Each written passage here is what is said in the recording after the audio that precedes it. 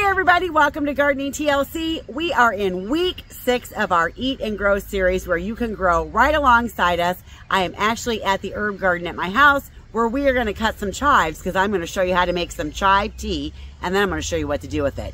We've also got some squash to get in the ground. We're going to do our first harvest today and do our second sowing of green beans. So come along as we check out what's going on in the garden. We are 1 week after our average last frost date. Today is Monday, May 13th. I hope everyone had a happy Mother's Day. For me, it was extremely crazy. I am glad it's over and that we are back to a little bit of normalcy at the garden center. But for today, let's go get some gardening stuff done in the vegetable garden.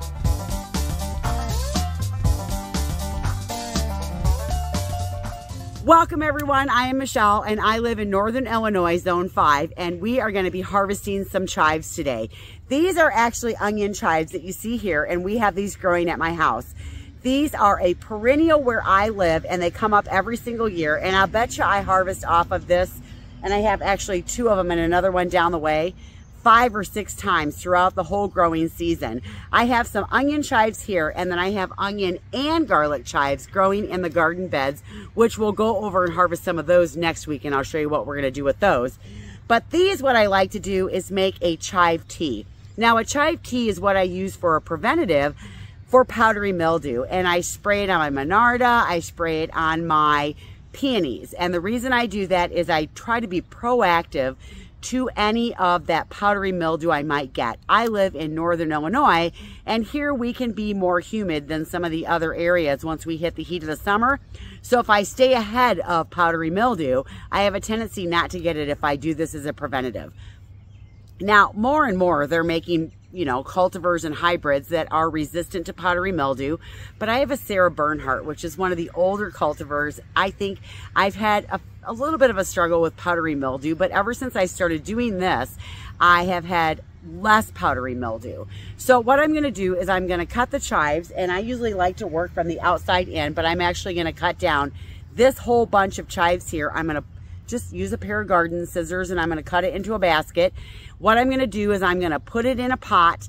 I'm going to cut it up into smaller pieces, put it in a pot, fill it with water. I'm going to bring it to a boil, then take it right off the heat, let it seep for about an hour, let it cool down, and then I'm going to strain it through a strainer into a spray bottle, and then I use that spray bottle to spray on my peony bush, and I use it to spray on my Monarda.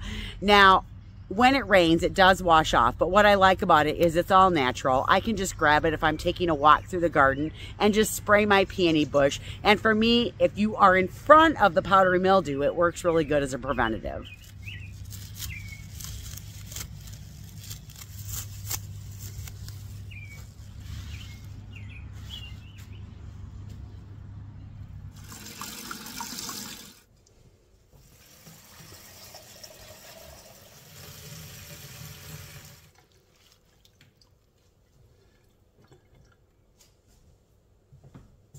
We are going to let that guy just boil, and then we're going to let it cool down. I still had some left, so what I do is I just put them in a vase of water. I like to use these water bottles right here, and I'll take them outside and I'll put them in my fridge. They'll be good out there for 4 or 5 days, and I'll change the water every couple days. We have some dishes coming up. We have some omelets one night, and we're doing baked potatoes one night, so I know that I'll use the chives in those dishes. The rest that I have in the basket, I'm actually just going to bundle them up and give them away to the girls at the store. So what I do is I just grab them, kind of like this, and just create little bundles for them. And I got some little rubber bands here. See, and I'm just going to rubber band them up. There we go. 1 bundle of chives for them to take home. All right, so we boiled them, we let them cool down, and now what I'm going to do is I'm just going to take this part and I'm going to throw it away. So I'm just going to get all of this.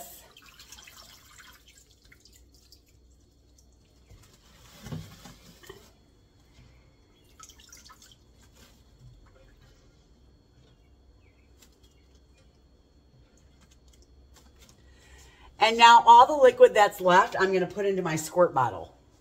So once I've taken all this out, my water's ready to go. I'm going to take it and put it in this 360 squirt bottle, and then I'm going to use this as my chive water to spray. Usually, I don't know, I'm probably doing it once a week, spraying my peony and my monarda. I have one peony bush here and one peony bush at the store, so I'll end up making another one of these for the girls at the store so that they can do it there. And all of the monarda I have is at the garden center. I don't have any here at the house, so we'll have to make another one for the girls. All right, here is my peony bush that I have here at the house. Ooh, it's looking so good. Look at all of those blossoms on there. All right, so I'm going to spray it down with my chive water. And we're using this as a preventative. Remember, once you have powdery mildew, this isn't working. This is something you put on before you get the powdery mildew. Make sure you get the underside of the leaves too. That's why I like the 360 spray bottles, because they spray upside down and sideways. I was going to show you guys real quick. This is a batch of onion chives and garlic chives. And here's how you tell the difference. So onion chives always bloom in the spring. And so yes, these are edible. You can steep these and they're delicious. So they're one of those flowers that you can actually eat. Now garlic chives, see how it looks more like grass? It has a flat blade like this. And when they get their flowers on them, they get their flowers in the fall. Now, one of the things to keep in mind if you have any weeds whatsoever and you don't want to be eating weeds is what I do is I come in and I gather up all my chives like this and push them to the side so I can see if there's any grassy weeds. Like right here, there's a grassy weed right there. I don't want that in my chive because I don't want to eat that. See, here's another one. And you can tell the difference between a grassy weed and a chive just by the blade.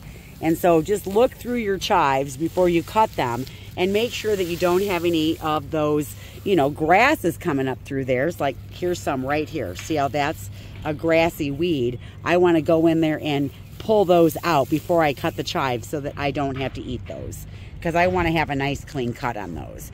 So these chives here I'm going to cut next week. Some of them we'll package and put in the store for sale, and some of them we're going to actually make potato butter bombs. Won't that be cool?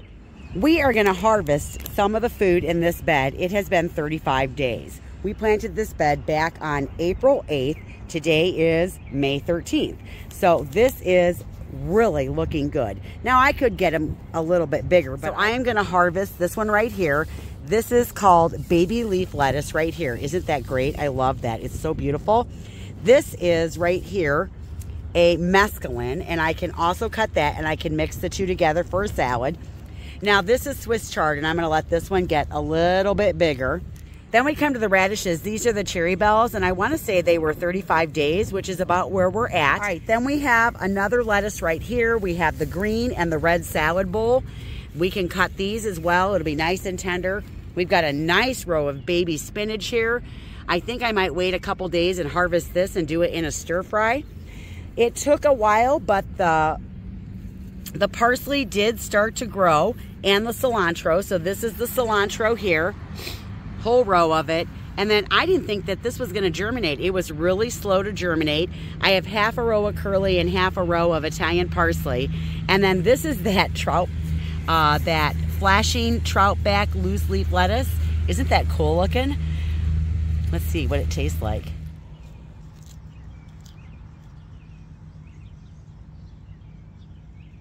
It's got a little bit of a bitter taste to it. It's not as sweet as some of the other lettuces, so it'll be a nice mix with the sweet lettuce. Yum. And then the last one that we have in here is that Russian kale. Now somebody asked me if I was going to thin this out. Nope, I'm not. I'm leaving it just the way it is, and then I'll cut it back. So what I'm doing when I harvest this lettuce is I'm not pulling the lettuce out, because it will keep producing lettuce for me for another, I don't know, 6 or 7 or 8 weeks. What I'm going to do is I'm going to cut the greens back, and then it'll flush up new growth, and I'll be able to cut it again. So let's get that done. I'm going to harvest this first, and what I'm going to do is I'm actually going to use a razor blade because I think it's easier. I'm just going to grab a handful, and I just come through with my blade, and I just give it a light cut by the handful, just like this, and then I'm going to throw it in my basket. So I just grab a handful, give it a light cut, in the basket it goes. If you're using a razor blade, just be really careful. I actually think this works better than a pair of scissors, because the scissors, I got to get in there and, you know, close them and cut them, and I feel like this one cuts them cleaner. And for me, it's a faster way to harvest. I don't harvest all of the leaves. I leave leaves on there, and that way they're gonna reproduce and they're gonna flush up again. Now, if you want your lettuce to be kept separate, then you're gonna have to bring out different baskets. The one thing I don't do is harvest into a plastic bag because it makes it sweat and they wilt really super fast. Lettuce is best harvested in the morning or on a cloudy day. It wilts super fast if you try to do it in the heat of the day. So I have a tendency to harvest all my lettuce in the morning. Look at how much lettuce I got just from that one row. This right here, this whole big basket. So I still have 4 more different kinds of lettuce to actually pick. So can you imagine how much lettuce I would have if I had not succession planted? I don't want to plant more than I can actually eat. So if I come over here, you can see I still have to pick this whole row here. I have to pick out this partial row here. That was all from just this row. And then I also want to make sure that I get those 2 as well. And then I'm going to make like a spring mix.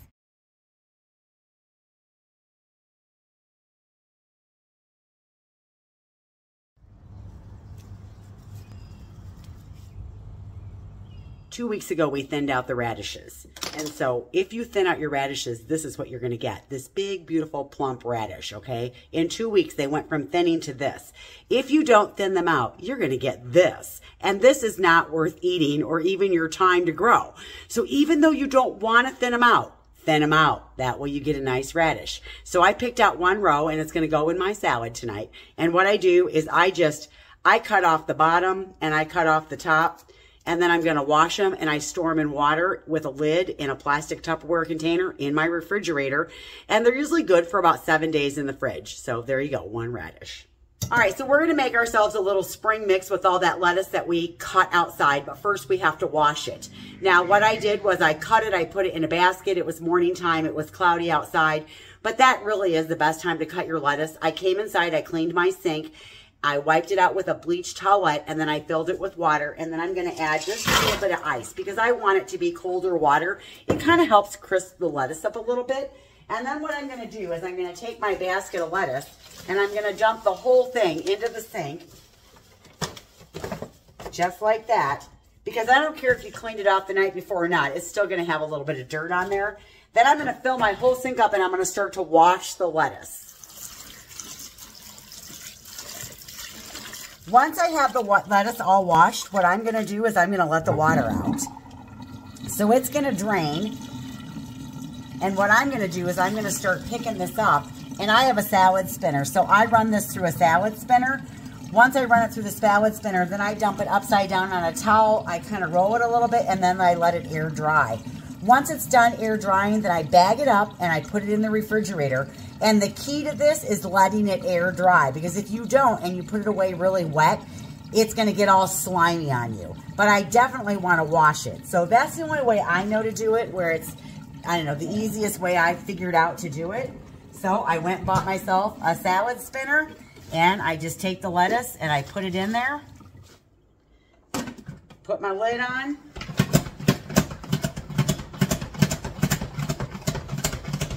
Then once it's done, I take it, I dump it upside down, I dump out the extra water, and then I spread this out. And I'm looking for any weeds or anything, but mine was pretty clean. See, and I already mixed it in the sink, and so I've already got this nice spring mix going on here. And then I'll take my towel,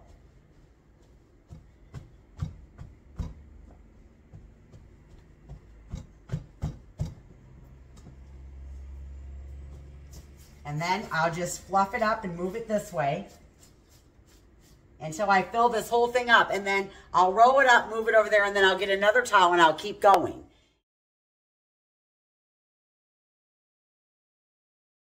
You guys want to see how much lettuce I got? Look at all this lettuce. That was 1 cutting, okay? See? This is why you succession plant. Now, this is going to dry, and now once it dries, I will pick it all up and I will put it in Ziploc bags and smush all the air out of it and put it in the fridge. It'll be good for about 14 days. All right, it's been a couple hours. What I'm going to do now is I get my Ziploc bag out and I just start stuffing the greens into the bag, just like this. And because I'm going to be giving some bags away, If you think about, like, this is probably a bigger bag than you would buy in the grocery store, and they sell these for $4.99.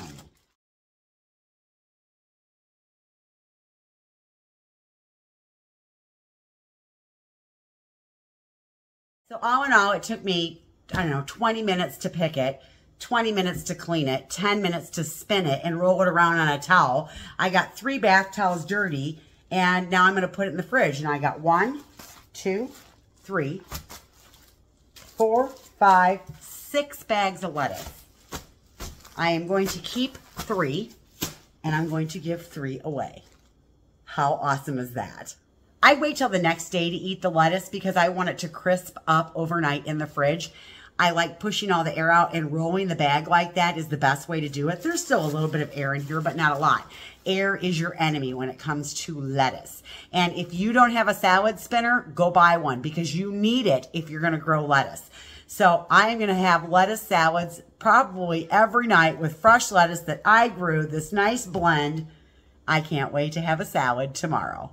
All right, we're going to do a second sowing of beans, and on our way there, let's just take a look at how these garden beds are doing. I wanted to show you the Napa cabbage. This is the baby jade. As you can see down in here, it's starting to form little cabbages down in there. Oh, that's so awesome and exciting. We also have the broccolini starting to form little broccoli spears in there. See, isn't that cool? Okay, so they're doing really well. You can see the other 2 beds here. They're doing really well as well. And we are gonna come on down to these beds at the end, and we're gonna plant some cucumbers, some squash, and a second sowing of beans. So let's do that next. All right, we've got a little bit of water on our thermometer here, but it looks like it's at 65 degrees. So we are gonna try another sowing of beans in another bed.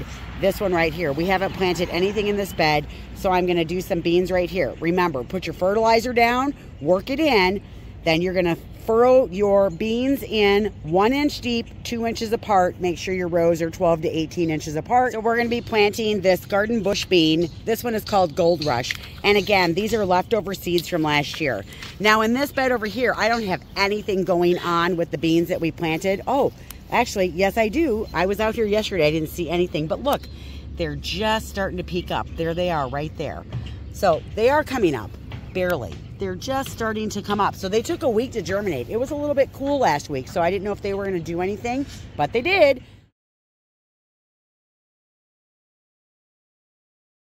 We are also gonna plant our first batches of squash today. I am gonna plant a spaghetti squash, and I did harden these off. They were out all weekend long, getting used to being out in the weather. I brought them in at night, so they're good and hardened off. This is a spaghetti squash. This is a vining crop, and I am gonna grow it up this A-frame trellis. So I'm gonna plant it on one side and just let it grow up, and then hopefully the fruit is gonna hang down in between the little holes that we have right here. So this one is 100 days to maturity. We're just gonna get that planted in the ground. And then I might plant another one on the other side. That way I have one growing up one side, one growing up the other, but we're gonna get this one going for now. And I'm probably gonna wait just a little bit to get the other one in on the other side. The other squash that we're gonna plant today is a honey nut squash. Now this is also a vining squash. It needs quite a bit of room to grow. This squash is so delicious. It's in the butternut family, but I find that they're smaller, they're sweeter, they last longer in storage, and when it comes to the perfect size, to be able to just have a couple squashes for Glenn and I to eat, these are perfect. And I get so many of them, I have plenty to give away. 85 days to maturity.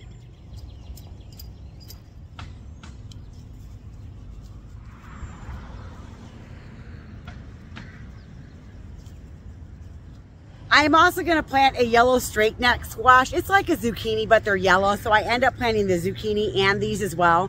I always find that with the yellow, I feel like more, and I feel like they're a little bit sweeter than zucchini. I really like them. So these guys are just called yellow straight neck squash. I like them better than the crook neck. And, oh, come back here. This guy is going to take 45 to 55 days from the time it germinates. So it's been like this for a little bit. So I bet you in 30 days, I'm picking my very first straight neck squash. Put the honey nut squash down here at the end, and it'll end up taking this whole half of the bed. It'll probably spill over too. But just know, I just planted this whole bed up because I'm doing squash. It takes up more room. So I do have the green beans on the end, and then again I have the spaghetti squash right here that I'm going to grow vertical. I've got my 4 yellow straight neck squash right here, and then my honey nut, which is a vining squash right here, my honey nut, which it says it comes to fruition in 85 days. This is the bed that's in partial shade that we did our second succession of leafy greens. I also planted my dill down here in anticipation of planting cucumbers up this vertical grower right here. I love them together. They like each other, they help each other, and they are just a great companion plant. And so we're gonna plant cucumbers up the trellis, and we have 5 cucumber plants that we're going to do. 4 of them are these little ones right here. These are the burpless cucumbers. I really like these. I probably like these the most. And then we're also going to do what's called a patio snacker.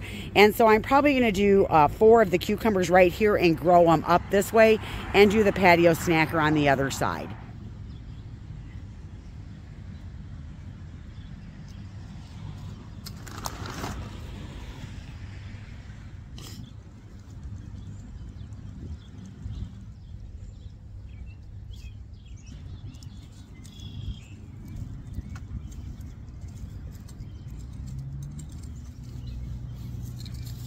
Doing a quick cultivation down your rows with your little happy hoe, that's what I call this thing because I love it, is a great way to suppress the weeds because it gets them really super fast and it gets them while they're little. Now be careful when you're doing this next to green beans or things with really shallow roots. You want to make sure that you're not tearing up your roots. But for me, this works really great to weed. Here's our 4 burpless garden sweet cucumbers, and you can see I grew each one of them right up where a pole is.